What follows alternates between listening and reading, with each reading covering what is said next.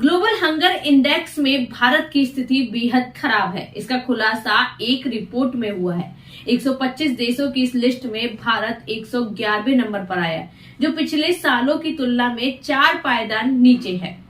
भारत को 28.7 पॉइंट मिले हैं, जिसमें भूख का स्तर गंभीर बताया गया है। देश में बाल कुपोषण की दर 18.5% बताई गई है, जो दुनिया में सबसे ज्यादा है। हंगर इंडेक्स में भारत के पड़ोसी देश पाकिस्तान, श्रीलंका, नेपाल ने भारत से बेहतर स्थान हासिल किया है। हालांकि ग्लोबल हंगर इंडेक्स को सरकार नकार रही है और भुखमरी मापने के तरीके पर भी सवाल खड़े कर रही है।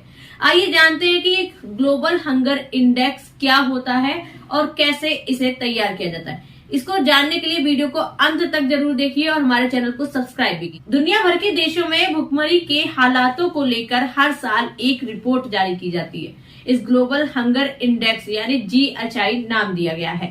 इस रिपोर्ट को जर्मनी का गैर सरकारी संगठन वेल्ट हंगर हेल्प और आयरलैंड का गैर सरकारी संगठन कंसर्न वर्ल्ड वाइड मिलकर जारी करते हैं। इन दोनों संस्थाओं का मुख्य मकसद दुनिया के अलग अलग देशों में 4 पैमानों पर गरीबी और भुखमरी के बारे में पता करना है।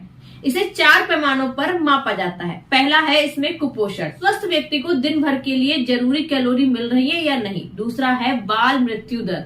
मृत्यु दर का मतलब है कि हर 1000 जन्मे बच्चों से ऐसे बच्चे जिनकी मृत्यु 5 साल के भीतर ही हो गई है। तीसरा है उम्र के हिसाब से कम वजन होना। बच्चों को अपनी उम्र के हिसाब से कमजोर होना और दुबला होना। 5 साल के ऐसे बच्चे जिनका वजन अपने कस से कम हो, ये दर्शाता है कि बच्चों को पर्याप्त पोषण नहीं मिला है, जिससे बच्चे कमजोर हो गए। चौथा है उम्र के हिसाब से कम लंबाई। इसमें ऐसे बच्चे जिनकी उम्र के हिसाब से लंबाई कम है, उनका कद छोटा रह गया हो। जिनकी लंबाई उम्र के अनुसार नहीं बढ़ रही है, इसका सीधा असर पोषण से है। जिस समाज में लंबे समय तक पोषण कम होता है, वहाँ बच्चों की लंबाई बढ़ना कम हो जाता है। इन 4 आयामों को मिलाकर 100 पॉइंट्स का स्टैंडर्ड स्कोर तैयार किया जाता है।